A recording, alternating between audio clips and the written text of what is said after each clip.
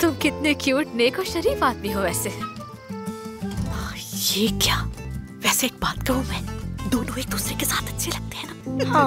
आपके मतलूबा नंबर से इस वक्त राब्ता मुमकिन नहीं। बराए मेहरबानी कुछ देर बाद कोशिश कीजिए।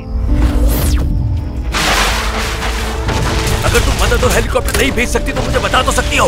यहाँ एक जख्मी है, शायद एक शहीद भी है। क्या तुम्हारे पास मुझे बताने के लिए कुछ भी नहीं है?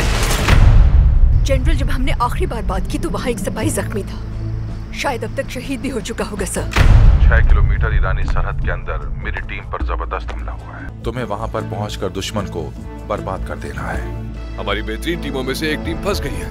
हम परिंदों की तरह जाएंगे और उनकी तरह गोता लगाएंगे, समझे?